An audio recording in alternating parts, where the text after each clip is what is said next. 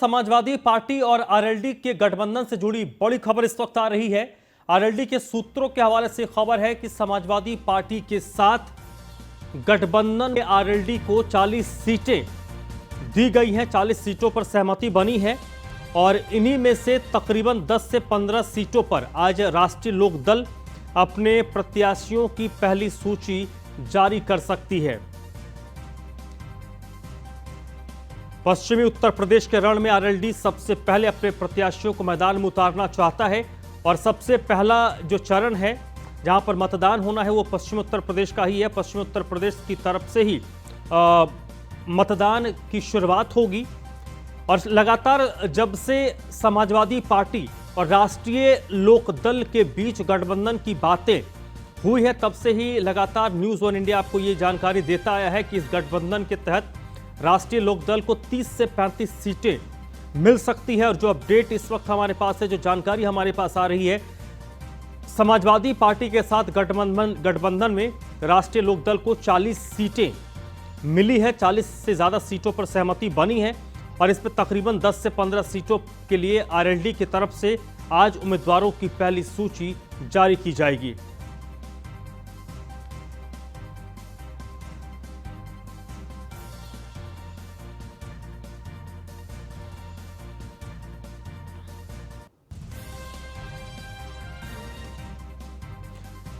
तो बड़ी खबर इस वक्त की, समाजवादी पार्टी के साथ राष्ट्रीय लोकदल के गठबंधन के तहत 40 से ज्यादा सीटों पर सहमति बनी है। आरएलडी के सूत्रों के हवाले से जो जानकारी है उसके मुताबिक 10 से 15 सीटों पर आज राष्ट्रीय लोकदल अपने प्रत्याशियों की सूची जारी कर सकता है।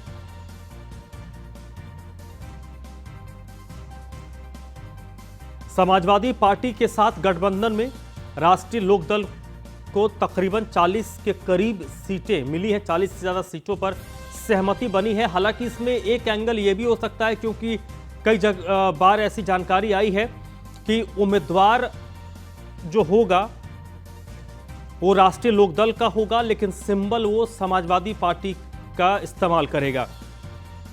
अंतिम रूप इस गठबंधन का किस तरीके का है वो अभी तक क्लियर नहीं हुआ है, लेकिन अंदर खाने से जो खबरें छन कर आ रही हैं उसके मुताबिक 40 से ज़्यादा सीटें इस गठबंधन के तहत आरएलडी को देने पर सहमति बनी है और इनमें ज़्यादातर जो सीटें हैं वो पश्चिम उत्तर प्रदेश की है।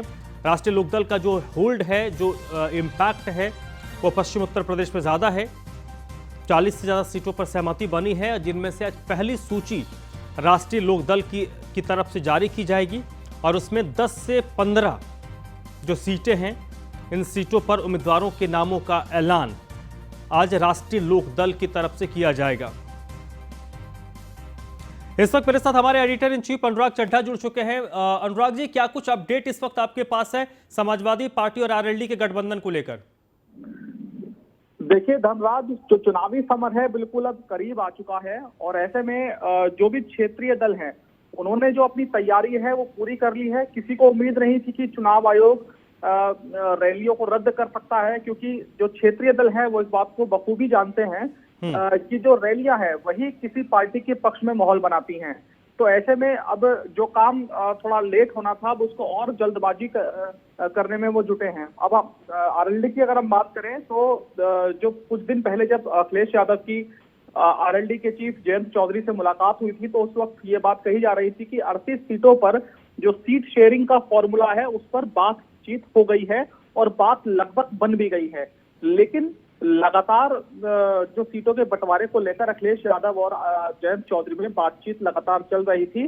तो ऐसे में जो बातचीत है वो अब बातचीत का दौर जो है थमता नजर आ रहा है। जो आज की मेरी लेटेस्ट जानकारी है उसके अकॉर्डिंग 40 प्लस सीटों पर जो गठबंधन है वो तय हो चुका है, यानी कि 40 से ज्यादा सीटों पर आरएलडी पश्चिमी उत्तर प्रदेश और पूर्वांचल के कुछ हिस्सों में चुनाव लड़ेगी। अगर मैं आज की बात करूं तो आज 10 से 15 सीटों पर जो प्रत्याशी है वो आरएलडी तय कर सकता है। ऐसी आरएलडी के जो सूत्र है वो हमें लगातार खबर बता रहे हैं, क्योंकि आरएलडी को ये बात मालूम है कि अगर जितनी जल्दी वो प्रत्याशी है वो मैदान में उतारेंगे उतना जल्दी उनको माइलेज मिलेगा। क्योंकि बीजेपी, उधर हम बीजेपी की बात करें तो लगातार प्रदेश चुनाव समिति की बैठक लखनऊ में कल हुई थी। हालांकि वो एक औपचारिक बैठक थी और कुछ ही देर वो बात वो खत्म हो गई। आज उत्तर प्रदेश के मुख्यमंत्री योगी आदित्यनाथ दिल्ली आ रहे हैं और तमाम जो प्रदेश चुनाव समिति के लोग हैं वो दिल्ली में बैठकर मंथन करेंगे। लेकिन ऐसे में आरएलडी की तरफ से जो खबर आ रही है वो निश्चित तौर पर बड़ी खबर है पश्चिमी उत्तर प्रदेश के लिहाज से, क्योंकि जब राजनीति में जो भी दल होते हैं वो हमेशा इंतजार करते हैं कि पहले जो बड़ा दल है वो अपने प्रत्याशी चुनावी मैदान में उतारते हैं ताकि उसके बाद हम लोग उससे बेहतर प्रत्याशी मैदान में उतार सके। लेकिन आरएलडी इस मामले में थोड़ी जल्दबाजी कर सकता है, पहल कर सकता है कि वो अपनी जो प्रत्याशी हैं उनको बाकी पार्टियों से वो पहले मैदान में उतार दे। जी धर्मराज। अनुराग जी, इसमें कई ऐसी बातें भी निकलकर सामने आ रही थी कि कई ऐसी सीटें हो सकती है जहां पर उम्मीदवार तो राष्ट्रीय लोकदल का होगा लेकिन वो सिंबल समाजवादी पार्टी का इस्तेमाल करेगा। निश्चित तौर पर धर्मराज, बिल्कुल ये बातें कही जा रही हैं और ये बात जब सीट शेयरिंग का फॉर्मूला जो लगभग अब तय हो गया है उसके बाद जब प्रत्याशी चुनावी मैदान में आएंगे तो ये बात सच भी हो जाएगी। क्योंकि कहीं ना कहीं अखिलेश यादव को लगता है कि जब चुनावी रिजल्ट आएंगे और मान लीजिए एक स्पेकुलेशन वाली बातें चलती है जब दो नेता बैठते हैं कि आप अगर बीजेपी को जरूरत पड़ती है, क्योंकि आरएलडी का इतिहास भी रहा है कि आरएलडी जब भी किसी दल को उसकी जरूरत पड़ती है वो उसके साथ चल पड़ती है। तो ऐसे में कहीं ना कहीं जो सेफ गार्ड्स हैं उनका उपयोग किया गया है। तो ऐसे में जो भले ही ज्यादा सीटें आरएलडी को दी जाएंगी लेकिन जो प्रत्याशी हैं वो समाजवादी पार्टी के होंगे, यानी कि वो समाजवादी पार्टी का दामन छोड़कर वो आरएलडी के बैनर पे चुनाव लड़ेंगे। ऐसा ही फॉर्मूला अगर हम देखें तो जब बसपा से इनका गठबंधन हुआ था पहले तो लोकसभा चुनावों में, तो जो एक सुरेश बंसल नाम के नेता थे जो कि बसपा से जिनका ताल्लुक था लेकिन वो समाजवादी पार्टी के बैनर तले चुनाव लड़े थे। तो ऐसे बहुत सारे उदाहरण यहाँ पर देखने को मिले हैं। और दूसरी बात यह है कि जो आरएलडी है में इंटरनल बहुत ज्यादा द्वंद्व चल रहा है। यहाँ पर हम देखें तो जयंत चौधरी कहाँ से चुनाव लड़ेंगे इस पर संशय बना हुआ है। लगातार जो आरएलडी के लोग हैं वो ये जानने में जुटे हैं कि जयंत चौधरी कहां से चुनाव लड़ेंगे। तो ये भी बड़ी खबर है कि वो बागपत से चुनाव लड़ेंगे या मुजफ्फरनगर से चुनाव लड़ेंगे। तो अभी जयंत चौधरी खुद अपने को लेकर निर्णय भी नहीं ले पाए हैं। जी चलिए, बहुत बहुत शुक्रिया अनुराग जी आपका इस पूरी जानकारी के लिए। चलिए बढ़ते आगे। हरिद्वार में मकर संक्रांति पर गंगा स्नान की रोक होगी, यानी मकर संक्रांति के दौरान हरिद्वार में जो गंगा स्नान का अपना एक महत्व होता है, कोविड की स्थिति को देखते हुए गंगा स्नान पर रोक लगाई गई है। उत्तराखंड सरकार 14 जनवरी को गंगा स्नान पर रोक लगा चुकी है। कोरोना के बढ़ते संक्रमण को देखते हुए राज्य सरकार ने यह फैसला लिया है। हर की पैड़ी पर स्थानीय लोगों की एंट्री बंद रहेगी।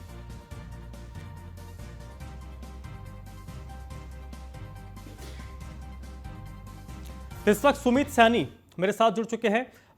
सुमित, गंगा स्नान के लिए मकर संक्रांति के दिन एक धार्मिक महत्व है और हम देखते हैं कि मकर संक्रांति के दिन अलग अलग नदी, नालों, तालाब में लोग स्नान के लिए पहुंचते हैं और हर की पैड़ी पर स्नान का अपना एक महत्व है।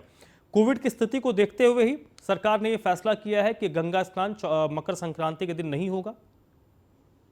बिल्कुल धर्मराज, क्योंकि जिस तरह से कोरोना संक्रमण बढ़ता जा रहा है लगातार, हरिद्वार में भी लगातार बढ़ रहा है और हरिद्वार अपने आप में तीर्थ नगरी है और यहाँ पर देश के कोने कोने से श्रद्धालु यहाँ पर पहुंचते हैं। क्योंकि जब कोरोना का संक्रमण लगातार बढ़ने के कारण जो 14 जनवरी का जो मकर संक्रांति का स्नान है इसमें बहुत ज्यादा भीड़ उमड़ती है। इसको लेकर सरकार ने फैसला लिया है कि इसको मकर संक्रांति का जो स्नान है इसको पूरी तरह से प्रतिबंधित रखा जाए, क्योंकि देश के कोने कोने से श्रद्धालु यहाँ पर पहुंचते हैं, क्योंकि इसकी बहुत बड़ी महत्ता है सनातन धर्म में। तो इसी को लेकर इस कोरोना ना बढ़ पाए इसको लेकर ही यहाँ पर इस स्नान को प्रतिबंध लगाया गया और हर की पौड़ी क्षेत्र में स्थानीयों के साथ में जो बाहर से जो आने वाले श्रद्धालु हैं उन श्रद्धालुओं पर, तमाम श्रद्धालुओं पर रोक लगा दी गई है। कोई भी वहां पर नहीं पहुंच सकता है। हालांकि बॉर्डर की स्थिति की बात करें तो बॉर्डर पे इस बॉर्डर को लेकर भी पूरी तरह से बंद कर दिए गए हैं। कोई भी बाहर से आने वाला श्रद्धालु वहां पर उत्तराखंड में इस एंट्री नहीं कर पाएगा इस स्नान को लेकर। जी स्थानीय लोगों के लिए भी स्नान बंद रहेगा?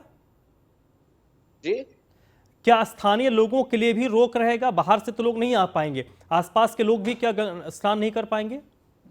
बिल्कुल, अभी तक जो आदेश जो है उस आदेश में साफ तौर पर कहा है कि स्थानीय हो चाहे बाहर का श्रद्धालु, लेकिन उस हर की पौड़ी क्षेत्र पे किसी को भी किसी तरह की अनुमति नहीं है स्नान करने के लिए भी। हालांकि हो सकता है कुछ अभी स्थानीयों को, जब गंगा सभा वाले बात करते हैं तो स्थानीय व्यापारी जब बात करते हैं स्थानीयों को दूसरे घाटों पर अनुमति दी जाए, लेकिन हर की पौड़ी पर फिलहाल बिल्कुल पूरी तरह से इस पर पाबंदी कर दी गई है। चलिए सुमित, बहुत बहुत शुक्रिया आपका। तो ये जो आदेश है वो विशेष तौर पर हर की पैड़ी के लिए है, जहां पर स्थानीय लोग और बाहर से जो श्रद्धालु आते हैं उनके स्नान पर मकर संक्रांति के दिन रोक रहेगी।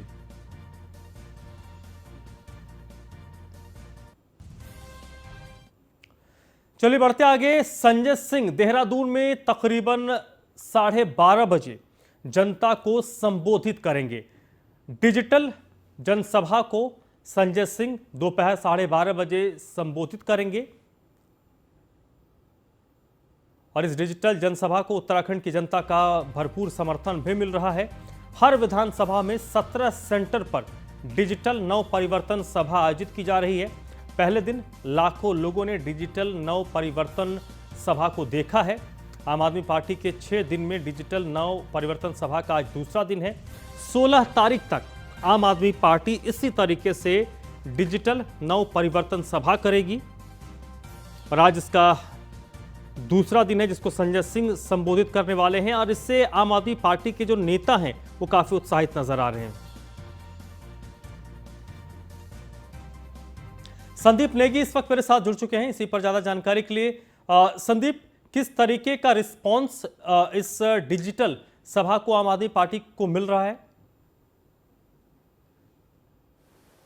बिल्कुल, देखिए डिजिटल जनसभा जो है वो नव परिवर्तन जिसका नाम दिया गया है उसको आम आदमी पार्टी यहाँ पर कर रही है और 16 तारीख तक ये पूरी तरह से ये सभा चलेगी। और चूंकि आज दूसरा दिन है तो आम आदमी पार्टी के जो नेता हैं संजय सिंह सांसद भी हैं, वो आज डिजिटल के माध्यम से आज पूरी जनसभा को संबोधित करेंगे। हर विधानसभा में 17 जो बूथ हैं वो बनाए गए हैं, यानी कि 17 सेंटर बनाए गए हैं जहाँ पर कि लोगों की भीड़ है वो वहाँ पर देखी जा रही है। चूंकि वहाँ पर भी पूरे डिस्टेंसिंग का माहौल वहाँ पर बनाया गया है, 2 गज की दूरी, मास्क के साथ साथ वहां पर जो लोग आए हैं और तमाम जो नेता हैं वो वहां पर मौजूद रहेंगे।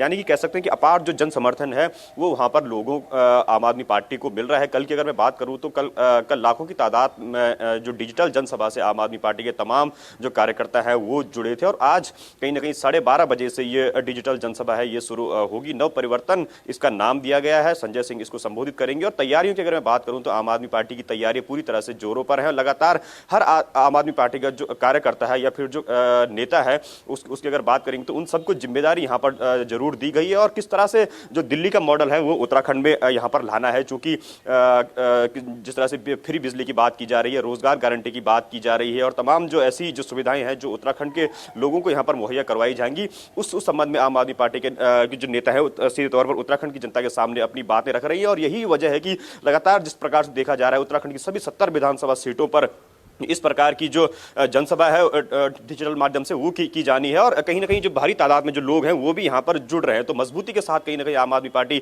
अब यहाँ पर लगातार उभरती हुई दिख रही है इस जनसभा के माध्यम से। चूंकि जिस तरह से कल पहले दिन की अगर बात करिए तो लाखों की तादाद में लोगों ने जरूर देखा था और आज भी कम से कम 12:30 बजे से जैसी ये जनसभा शुरू होगी तो आम आदमी पार्टी की ओर से उम्मीद लगाई जा रही है कि आज कल के मुकाबले कहीं ना कहीं और भी ज्यादा जो लोग हैं वो इस जनसभा में जुड़ेंगे। जी संदीप, सबसे बड़ा चैलेंज यही है कि उत्तराखंड जैसे पर्वतीय राज्य में डिजिटल माध्यम से लोगों को अपने साथ जोड़ना, जहां पर नेटवर्क का इशू, कई ऐसे इलाके होंगे जहां से लोग कनेक्टिविटी कमज़ोर होगी नेटवर्क की, क्या उम्मीद आम आदमी पार्टी कर रही है कि ऐसी परिस्थितियों में लोगों को कैसे वो अपने साथ इंडल्ज करे?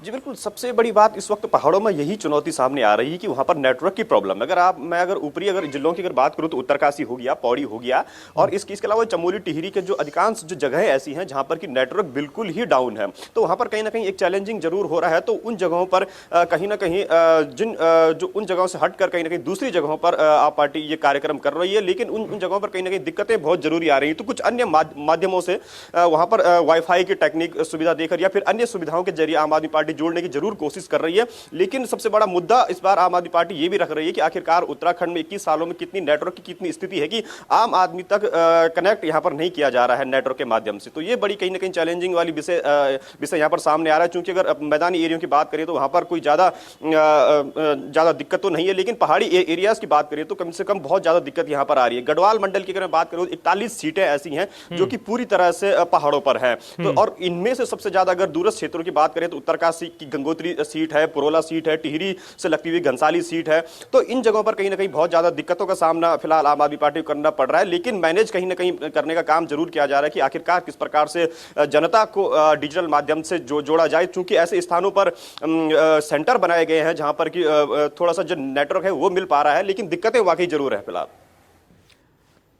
तो फिर आप अगर एक बड़ा क्षेत्र है जहां पर डिजिटली पहुंचना मुश्किल है, तो जो इस डिजिटल जनसभा के जरिए महापरिवर्तन की बात, नव परिवर्तन की बात आम आदमी पार्टी कर रही है, उन तक पहुंचना एक बड़ी चुनौती होगी और वहां तक अपनी बातों को ले जाना भी एक बड़ी चुनौती होगी, क्योंकि आम आदमी पार्टी एक नई पार्टी है और निचले स्तर तक आम आदमी पार्टी का कैडर भी अभी नहीं पहुंचा होगा। डिजिटली भी अगर उनको दिक्कत आ रही है तो उनके चुनावी अभियान को एक नुकसान भी हो सकता है इससे।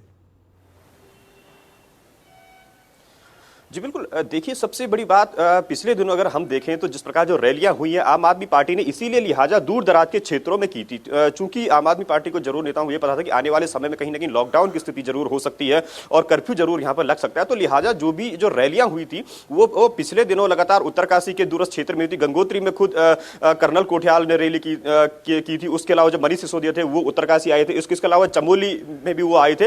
तो इन जगहों पर आम आदमी पार्टी ने भरसक पहले ही संदेश देने की कोशिश जरूर की थी, अपनी बात जरूर वहां पर पहुंचाने की कोशिश करी थी, क्योंकि अब जैसे डिजिटल के माध्यम से वहां पर जरूर दिक्कतें सामने आ रही हैं। लेकिन अगर जो डोर टू डोर कैंपेनिंग की बात अगर वहां पर की जाए तो आम आदमी पार्टी डिजिटल तरीके से माध्यम से उन जगहों पर संदेश दे रही है जहां पर नेटवर्क नहीं है, और उन्हीं लोगों को वहां पर प्रेरित किया जा रहा है कि वो अन्य जगहों पर जाएं और डोर टू डोर कैंपेनिंग करने का एक माहौल बनाएं, ताकि आम आदमी पार्टी की जो बातें हैं वो कहीं ना कहीं उन लोगों के सामने जरूर आए। लेकिन हाल फिलहाल की अगर बात करें तो पहले की स्थिति में अब जाकर कहीं ना कहीं मजबूत जरूर आम आदमी पार्टी हुई थी, क्योंकि जो पहले जो बड़े नेता आम आदमी पार्टी के आए थे उन्होंने उत्तरकाशी के साथ साथ जो तमाम जो दूरस्थ के क्षेत्र थे, वो चाहे पिथौरागढ़ की अगर बात करो, जिन जगहों पर नेटवर्क सुविधा नहीं थी उन जगहों पर जरूर रैलियों का आयोजन वहां पर किया गया था। तो ये अपनी बात संदेश पहुंचाने का एक जरिया पहले ही ढूंढ निकाल लिया था आम आदमी पार्टी ने। लेकिन अब कहीं ना कहीं चुनौती जरूर है कि आखिरकार उन लोगों को कैसा साधा जाए और कैसी उन लोगों के सामने जो आम आदमी पार्टी की जो नीतियां हैं जो कि उत्तराखंड में परिवर्तन लाने की बात कर रहे हैं उन पर कैसी पहुंचाई जाए, इसके लिए डोर टू डोर कैंपेनिंग हर एक दो या आदमी जो चिन्हित कर लिए गए हैं उनको वहां पर जरूर भेजा जाएगा। जी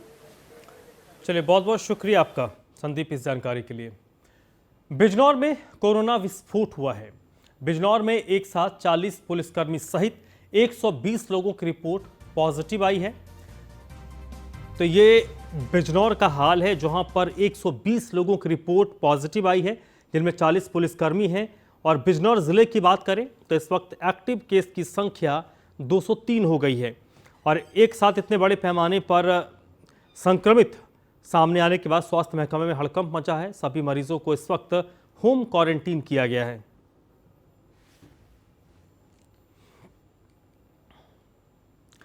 कन्नौज में एक कार मैकेनिक की सरेआम गोली मारकर हत्या कर दी गई।